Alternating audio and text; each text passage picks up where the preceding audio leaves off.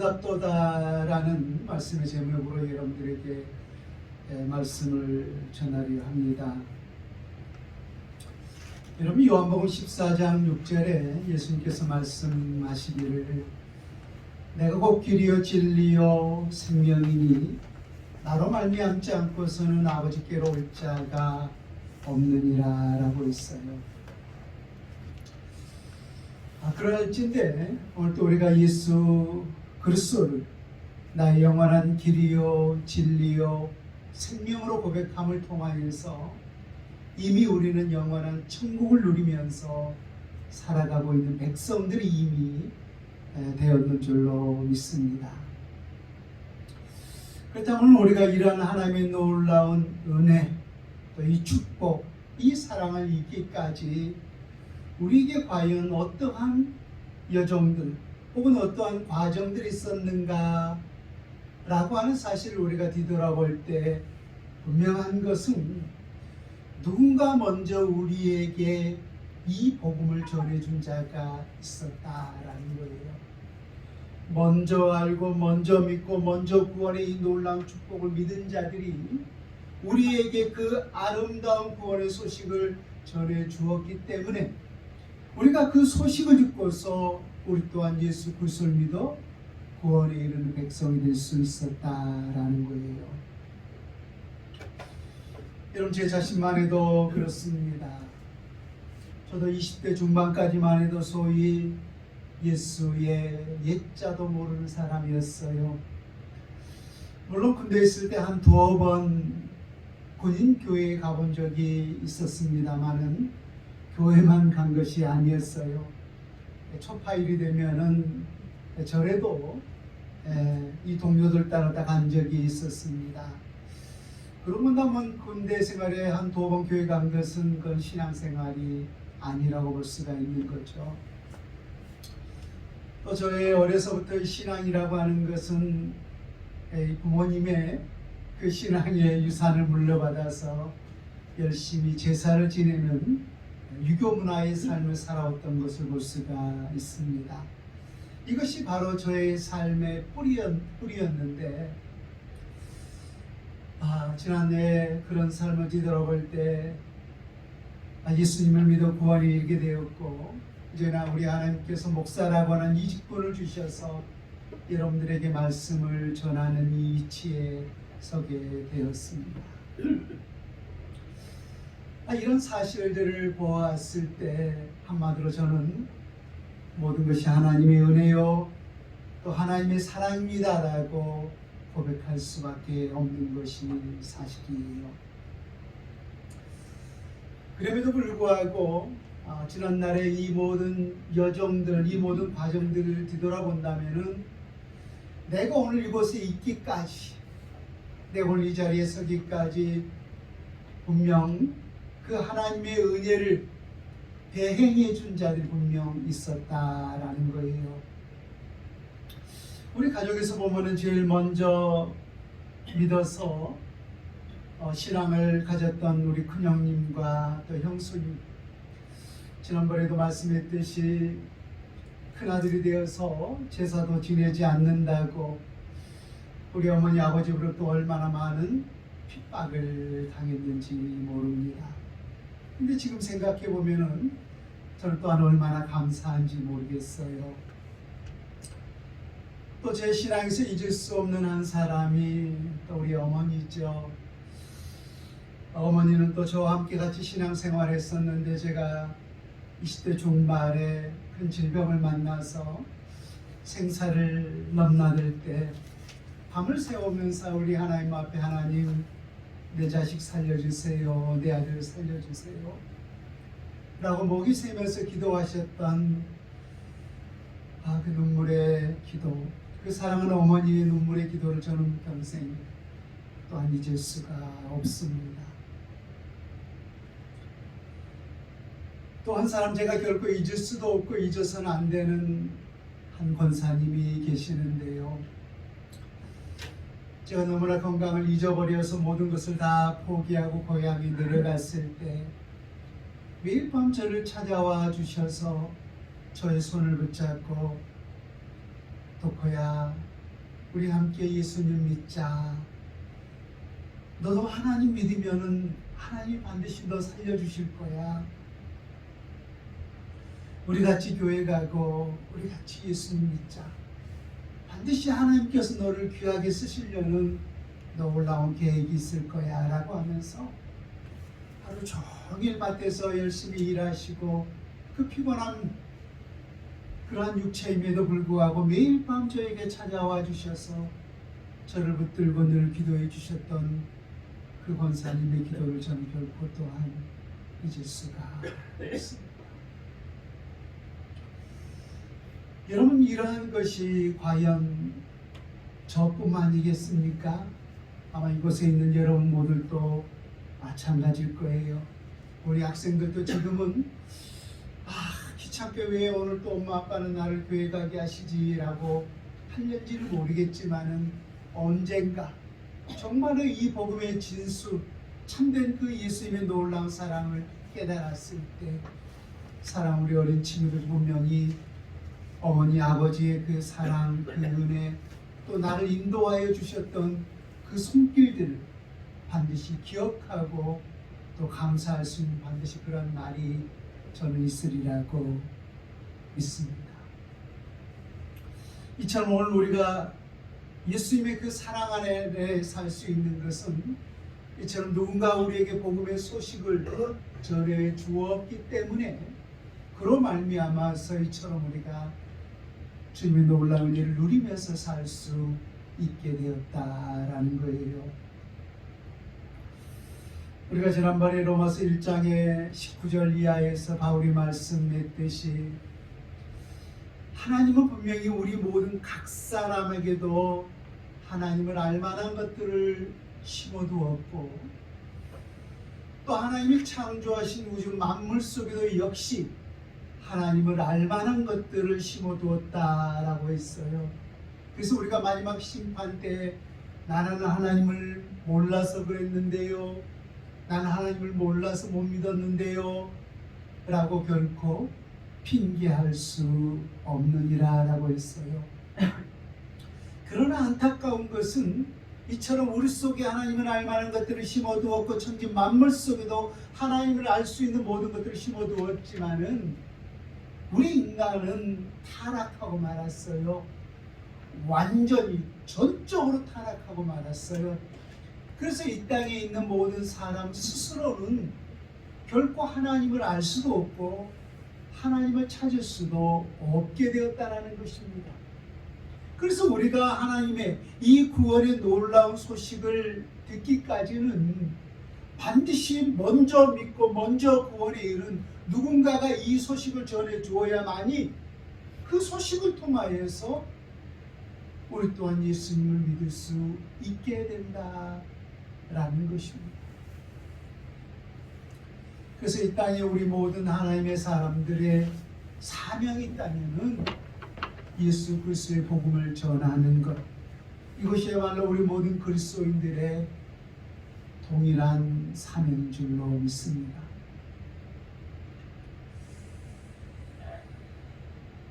여러분 오늘 본문 14절 말씀을 한번 보십시오. 그런즉 그들이 믿지 아니하는 일을 어찌 부르리요, 듣지도 못한 일을 어찌 믿으리요, 전파하는 자가 없이 어찌 들으리요 라고 했어요. 마지막에 보면은 전파하는 자가 없이 어찌 들으리요 라고 했어요. 반드시 전파하는 자가 있어야만이 이 구원의 소식, 복음의 소식, 기쁨의 소식을 들을 수 있다라는 것입니다. 그래서 여러분, 예수님께서 승천하시기 전에 마지막 제자들에게 주신 명령이 뭐였습니까?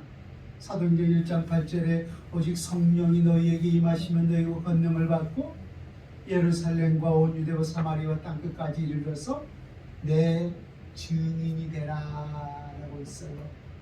증인이 된다라는 것이 무슨 의미겠습니까?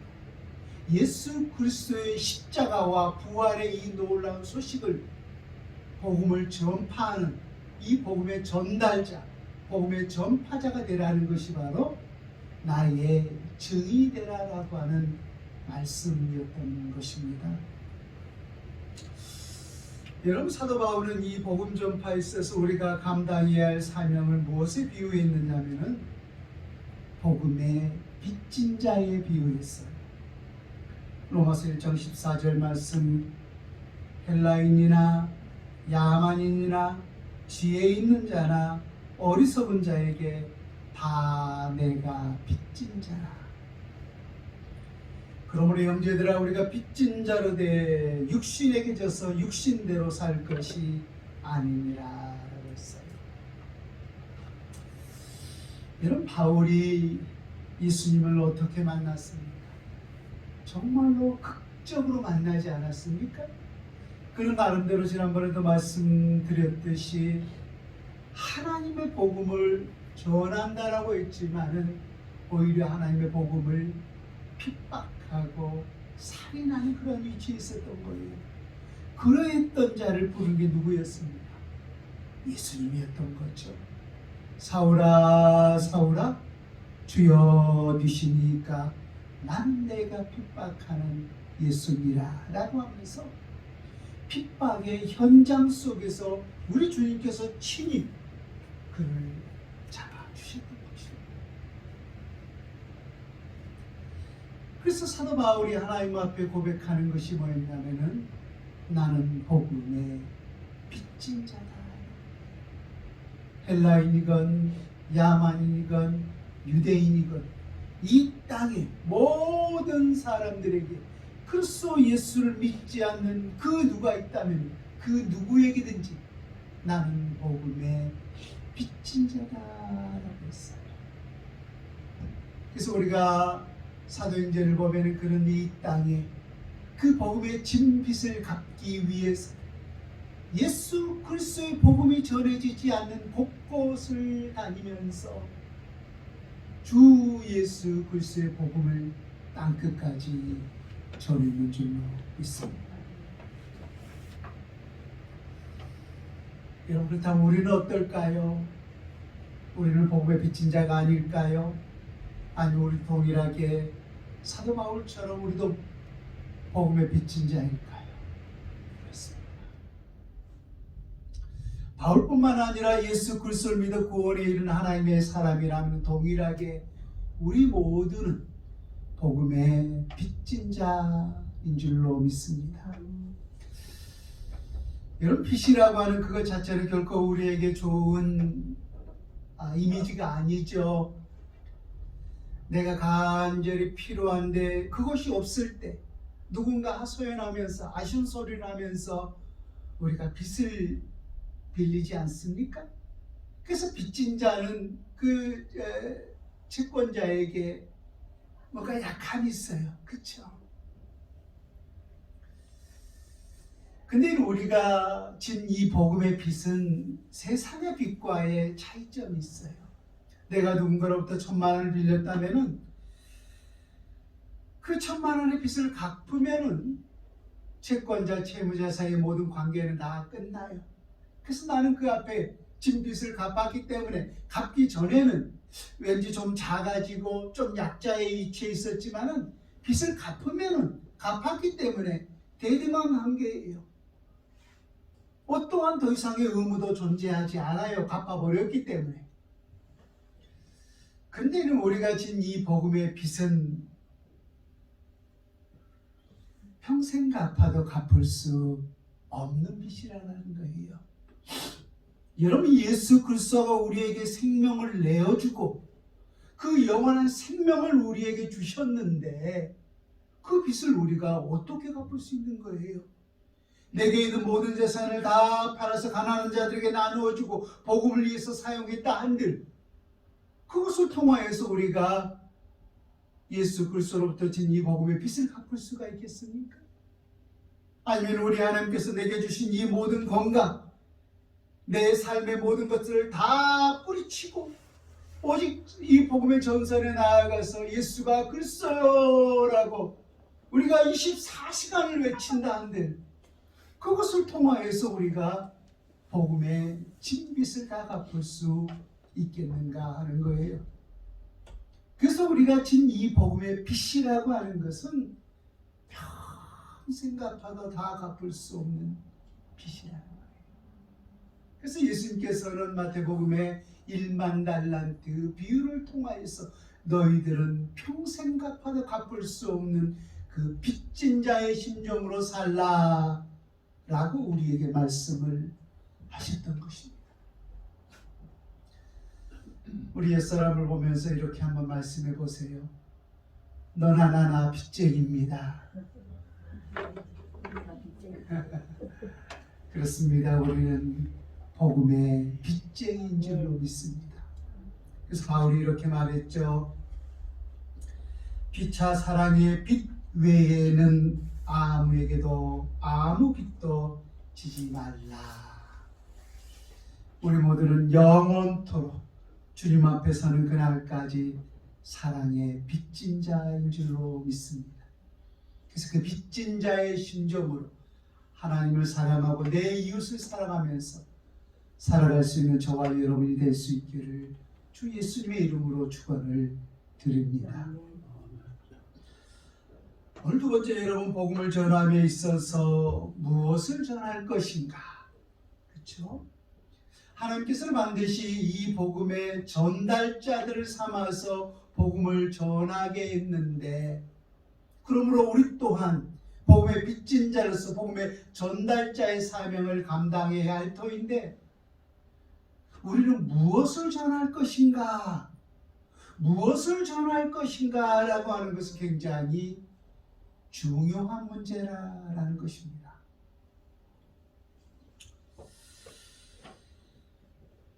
여러분, 오늘 본문 14절을 다시 한번 보십시오. 그런즉 그들이 믿지 아니하는 일을 어찌 부르리요? 듣지도 못한 일을 어찌 믿으리요? 전파하는 자가 없이 어찌 들으리요? 라고 했어요. 그래서 아까 첫 번째는 전파하는 자가 없이 어찌 들으리요?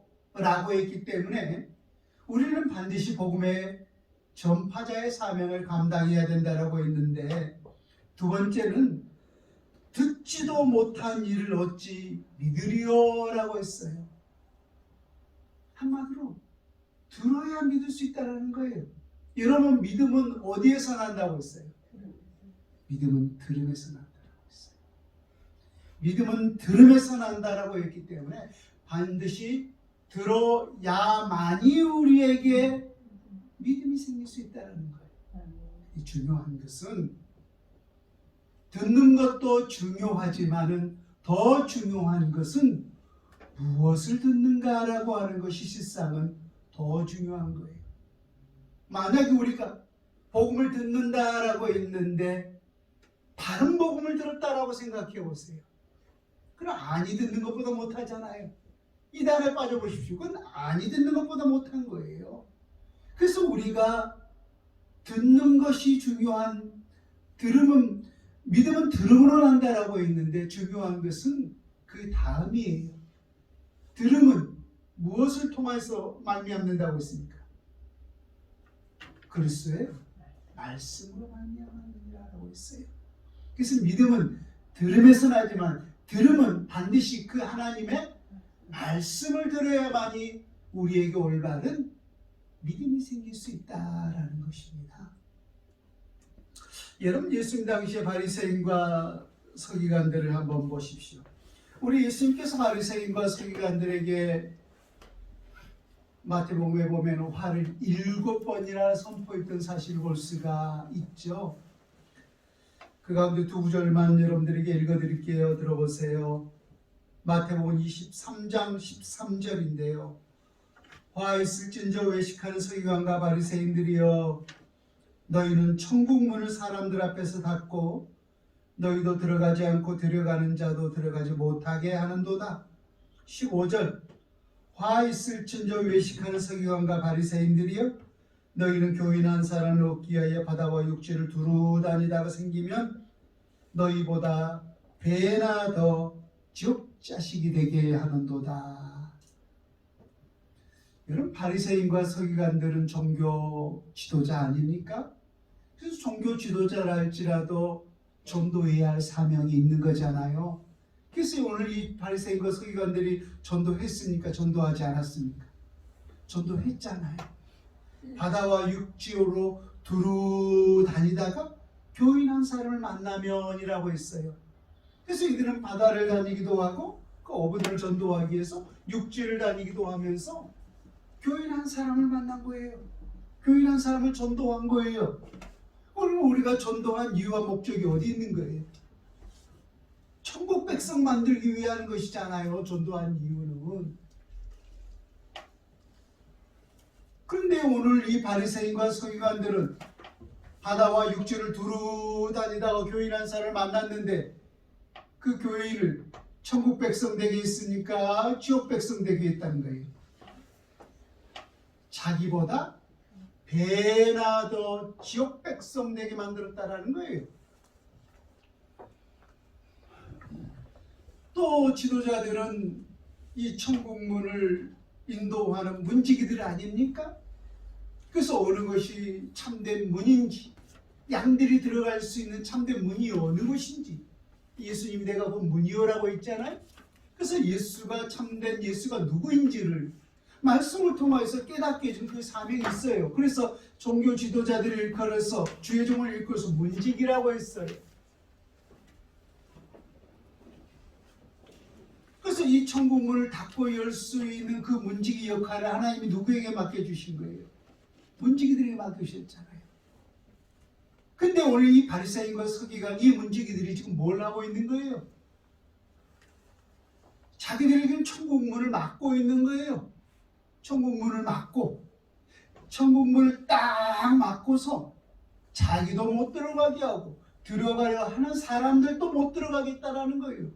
그러니 우리 주님께서 이 바리새인과 서기관들에게 화를 선포하지 않을 수가 없었던 거죠. 그래서 마태복음 23장에 보면은 예수님께서 7번이라 이 화 있을진저, 이 화 있을진저, 하나님의 이 엄청난 무서운 저주가 임할 때마다 항상 화로다라고 하면서 하나님의 화가 선포된 사실을 볼 수가 있지 않습니까? 근데 예수님은 오늘 이 바리새인과 서기관들에게 무려 7번이나 화를 선포했어요. 왜 그랬어요? 하나님의 백성들을 배나다 지옥 자식만 되게 만들었던 거예요. 문지기를 시켜줬으면은 하나님의 천국문으로 잘 들어갈 수 있도록 그 양들이 들어갈 수 있도록 인도해야 하는데 딱 막고서 자기도 못 들어가게 하고 들어가려 하는 사람들도 못 들어가게 하는 그런 일들을 행하고 있었던 거예요. 그래서 우리 주님께서 그들에게 이 화 있을진저 바리새인과 서기관들이요 라고 하면서 그들에게 엄청난 저주를 우리 주님께서 퍼부었던 것입니다.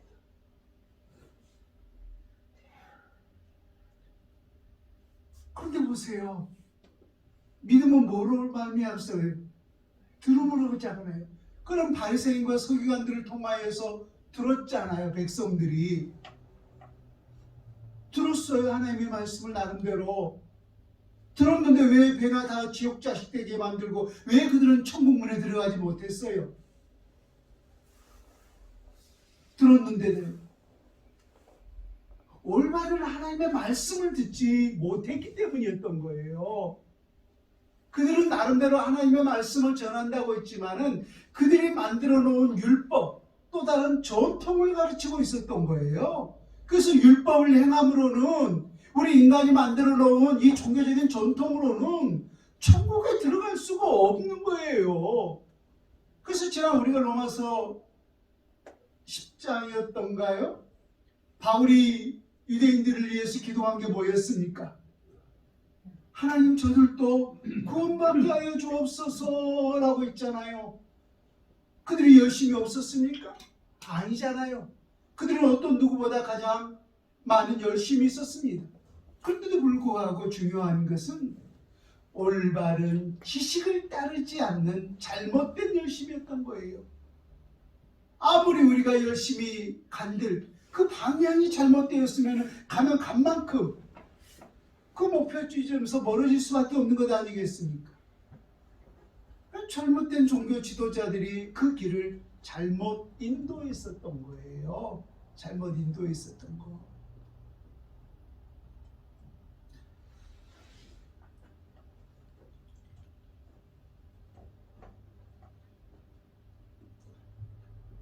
여러분, 말씀이 육신이 되어서 우리 가운데 오셨던 예수님, 우리 예수님은 이 땅에서 과연 무엇을 전했는가? 요한복음 12장 49절과 50절에 보면은요, 들어보세요. 내가 내 자유로 말한 것이 아니요 나를 보내신 아버지께서 내가 말할 것과 이룰 것을 친히 명령하여 주셨으니 나는 그의 명령이 영생인 줄 아노라. 그러므로 내가 이르는 것은 내 아버지께서 내게 말씀하신 그대로니라 하시니라. 여러분, 예수님은 하나님이시죠. 예수님이 하나님이셔요. 그렇지만 예수님은 이 땅에 오셨을 때는 누가 보내서 오신 거예요? 하나님의 사신으로서 이 땅에 오신 거죠.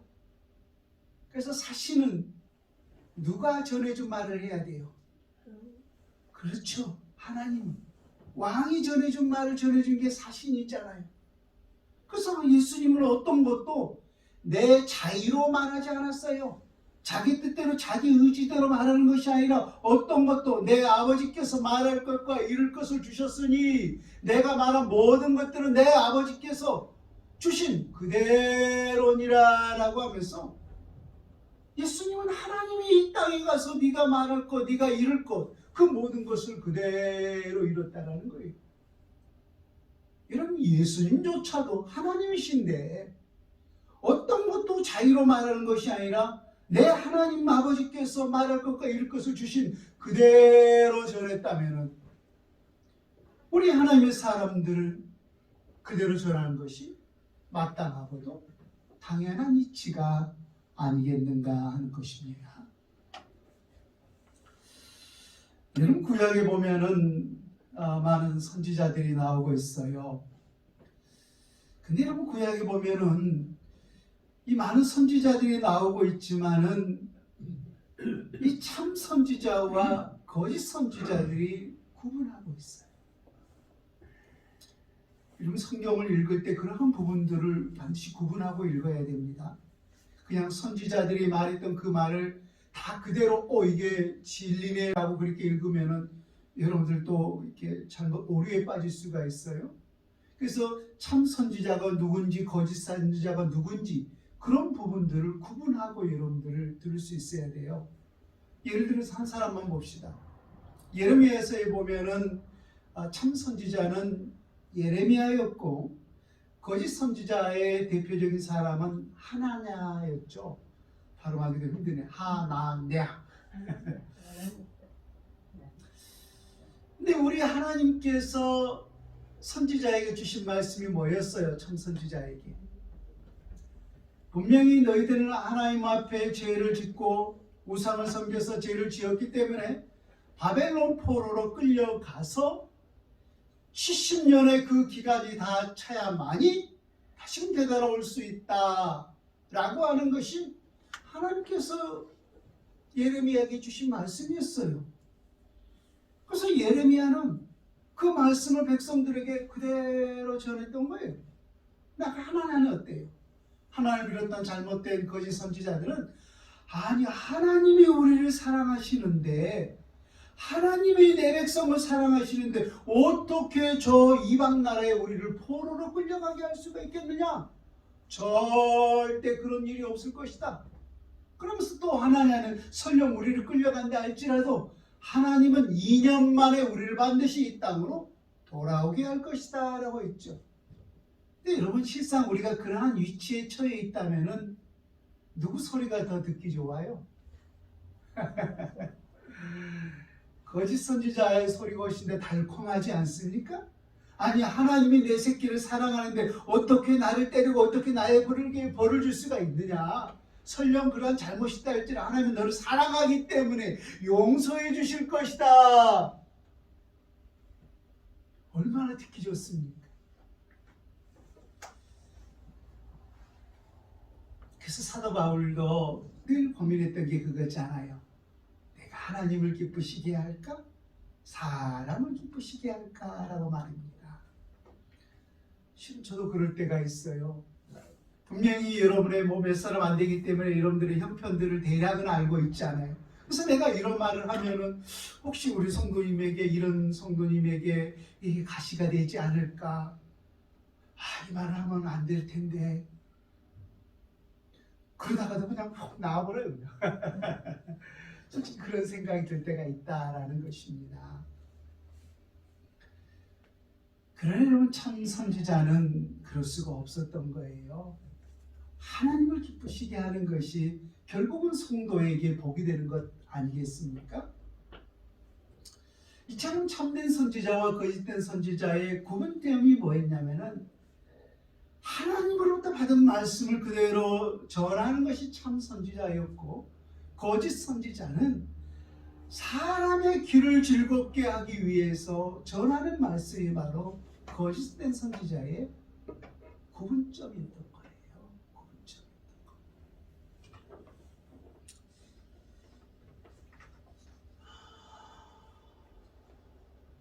오늘 세 번째,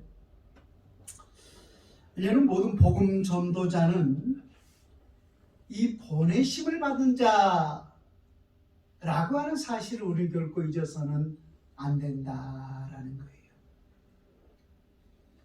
우리 모두는 복음 전도자인 줄로 믿습니다. 왜? 복음의 빚진 자이기 때문에. 그래서 우리는 복음을 전하기 위하여서 이 땅에 하나님께서 친히 보내셨다라는 거예요. 여러분, 사도라고 하는 표현을 잘 아시죠? 영조의 아들, 조선시대의 사도 세자, 그 사도가 아니라 성경에 나오는 사도를 말하고 있는 것인데요. 이 사도라고 하는 그 뜻 자체가 뭐냐면은 보내심을 받은 자 혹은 보내심을 입은 자를 일컬어서 우리가 사도라고 말합니다. 그래서 성경에서 보면은 예수님의 12 제자를 일컬어서 사도라 칭하셨다라고 기록되어 있는데, 실상은 예수님의 12 제자뿐만이 사도가 아니었죠. 그렇죠? 여러분, 우리가 제자라고 하면은 예수님의 12 제자 외에도 더 많은 예수님의 제자들이 있었던 것을 볼 수가 있고요. 사도 또한 예수님이 택하셨던 그 12 제자 외에도 또 사도가 있어요. 대표적으로 누구죠? 사도 바울이죠. 이 사도라고 하는 것은 우리가 신약 성경을 기록했을 때 이것이 정경이냐 아니냐라고 하는 가장 큰 기준점은 그가 사도냐 아니냐라고 하는 거였어요. 그 사도라고 하는 것은 이 예수님으로부터 직접 이 복음을 전달받은 자, 그렇죠? 예수님으로부터 친히 직접 이 복음을 전달받은 자, 누군가를 통해서 전달받은 자가 아니라 예수님으로부터 다이렉트로 직접 이 복음을 전달받은 자를 일컬어서 우리가 사도라고 말합니다. 그래서 사도 바울이 많은 그 유대인들로부터 이 사도성의 논란이 있었던 것은 누구를 만났던 거예요? 예수님은. 사도 바울은 부활의 예수를 만났던 거죠. 부활의 예수를. 그래서 그들이 인정하지 않으려고 했던 거예요. 그러나 예수님은 친히 이방인을 택한 나의 그릇이다라고 하면서 그들은 그를 사도로 부르셨던 것을 보게 돼요. 그래서 사도 바울의 이 모든 서신서를 보게 되면은 우리가 지난번에 종이라라고 했고, 또 하나가 바로 예수 그리스도의 사도된 바울은이라고 하면서 자신의 사도성을 늘 밝혔던 것을 보게 됩니다. 그 사도라고 하는 것은 옛말에 비하면은 아까도 말했듯이 사신에 가까운 거예요. 그러니까 왕이 어떤 다른 나라와 어떤 협약, 어떤 계약을 맺을 때 직접 가지 않고 누군가를 대신 보내죠. 그 대신 간 사람을 우리가 일반적으로 사신이다라고 말해요. 사신. 그래서 이 사신은 누구의 말을 해야 돼요? 왕이 전한 말을 그대로 전하는 게 이 사신의 역할이잖아요. 자신의 생각을 말하는 것이 아니라 사도는 이 왕이 말해야 할 것, 이룰 것을 그대로 전하는 것이 바로 사신이 감당해야 할 사명이었던 거예요. 자, 그런 면에서 예수님은 사도였던 거예요. 예수님은 사도였던 거예요. 왜 예수님이 사도인가? 그래서 좀 이따가 성경을 통해서 확인해 볼 터인데, 예수님은 이 땅에 보내심을 받은 자죠. 뭐라고 보내셨어요? 예수님께서 만 백성을 구원하라고 이 땅에 보내셨어요. 구원하라고. 그래서 예수님은 이 땅에 하나님께서, 내 아버지께서 보내신 모든 것들을 다 이루셨다라고 했잖아요. 그래서 마지막 가상 7원 가운데 마지막에 우리 주님께서 외치신 말씀이 다 이루었다라고 했죠. 자, 우리 요한복음 8장 26절에서 29절 말씀을 우리가 직접 한번 찾아봅니다. 예수님이 사도였다. 여러분들이 처음 듣는 말씀인지는 모르겠지만은 예수님 분명히 이 땅에 보내심을 입은 사도였음을 우리가 알 수가 있습니다. 신약성경 158페이지에 요한복음 8장 26절부터 29절까지 보세요. 요한복음 8장 26절 제가 읽습니다. 내가 너희에게 대하여 말하고 판단할 것이 많으나 나를 보내신 이가, 거기 나를 보내신 이에, 여러분 동그라미를 쳐보세요. 참되심에 내가 그에게 들은 그것을 세상에 말하노라 하시되 그들은 아버지를 가리켜 말씀하신 줄을 깨닫지 못하더라. 이에 예수께서 이르시되 너희가 인자를 든 후에 내가 그인 줄 알고 또 내가 스스로 아무것도 하지 아니하고 아버지께서 가르치신 대로 이런 것을 말하는 줄도 알리라. 나를 보내신 이가, 역시 거기도 동그라미를 쳐보세요. 나를 보내신 이가 나와 함께 하시도다. 나는 항상 그가 기뻐하시는 일을 행함으로 나를 혼자 두지 아니하셨느니라. 아멘. 여러분, 사도가 번역하면은 무슨 뜻이라고 했어요? 보내심을 받은 자라고 했죠. 그런데 오늘 우리가 요한복음 8장 26절과 29절에 보면은 예수님이 스스로 고백하기를 뭐라고 했어요? 나를 보내신 이가, 나를 보내신 이가라고 했죠. 그러면 예수님은 누구로부터 보내심을 입은 자예요? 하나님으로부터 이 땅에 보내심을 받은 자였던 거죠.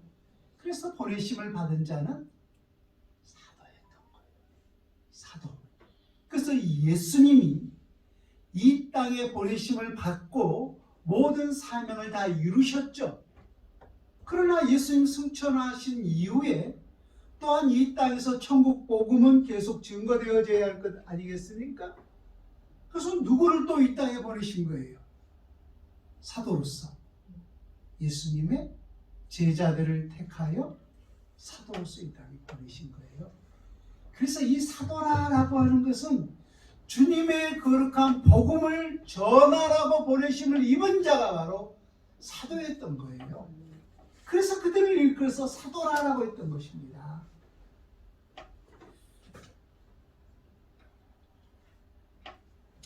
요한복음 20장 21절 말씀, 예수께서 또 이르시되 너희에게 평강이 있을지어다. 아버지께서 나를 보내신 것 같이 나도 너희를 세상에 보내노라 라고 했어요. 그렇죠? 우리 주님께서 왜 마지막에 사랑하는 제자들을 세상에 파송했어요? 세상에 보냈어요. 우리 주님께서, 예수님께서 이 땅에 감당할 모든 사명을 다 이루시고 하나님 나라로 올라가셨잖아요. 그래서 그 사명을 이어받아서 복음 전파를 감당해야 할 사명이 누구에게 주어진 거예요? 사도들에게. 그래서 내가 세상으로부터 보내심을 받은 자 같이 나도 너희를 세상에 보내노라 라고 했어요. 그래서 그 사도들이 또 제자를 삼아서 세상 가운데 보내셨어요. 그들은 사명을 감당하고 또 하늘로 승천하셨고요. 그래서 그들을 일컬어서 우리가 교회사에 보면은 속사도라라고 말하죠. 그러면 그 속사도들은 또 이 땅의 모든 사명을 다 감당하고 또 하나님의 나라에 올라갔어요. 그럼 이 땅에서 또 누구를 보내신 거예요? 또 다른 제자를 삼아서 보내신 거죠. 그렇게 보내시고 그렇게 보내고 그렇게 보내다 보니까 그 보내심이 누구에게까지 온 거예요? 우리에게까지, 나에게까지 온 거예요. 그래서 우리는 뭐 사도라라고 말할 수는 없겠지만은 우리 모든 믿음의 각 사람들은 다 이 땅에 보내심을 받은 이 사도성을 가지고 있는 사람들이라는 거예요. 사도가 왜 사도라고 했어요? 복음 전파의 사명을 감당하는 자가 사도라고 했죠. 그래서 저와 여러분은 이 땅에 주 예수 그리스도의 복음을 땅끝까지 전하기 위하여서 하나님이 택하여서 우리를 이 땅에 보내신 거예요. 보내신 거예요. 그래서 우리는 이 땅에 보내심을 받은 자인 줄로 믿습니다. 여러분 시간이 갔지만은 우리 한 구절만 더 말씀을 봅니다. 오늘 보면 15절 말씀을 한번 보십시오. 15절을 보면은 보내심을 받지 아니하였으면 어찌 전파하리요. 기록된 바 아름답도다. 좋은 소식을 전하는 자들의 발휘함과 같으니라 라고 했어요. 여기도 역시 기록된 바라고 있죠. 이 기록은 어디에 기록되어 있을까요? 여러분 이사야서 52장 7절로 한번 가보세요. 이사야서 52장 7절에 이 말씀이 기록되어 있어요. 제가 읽어드립니다.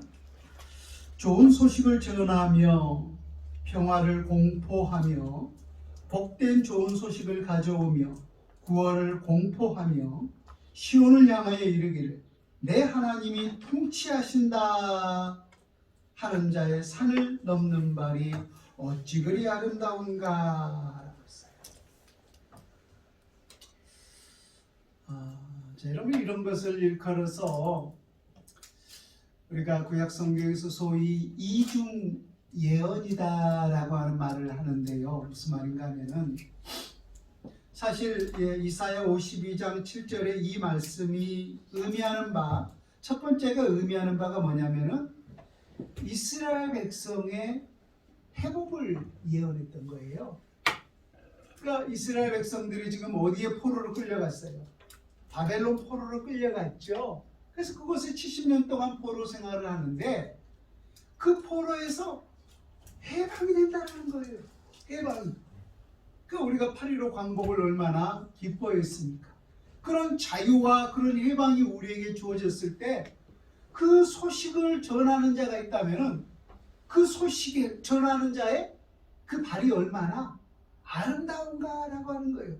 그게 첫 번째 예언이었고, 이중 예언이라고 하는 것은 이 예언이 여기에 그치지 않고 바벨론 포로의 이 기환, 이스라엘의 회복에 그치지 않고 장차 우리에게 완전한 자유와 완전한 평화와 완전한 구원을 가져다 주실 누가 우리에게 오신다는 거예요?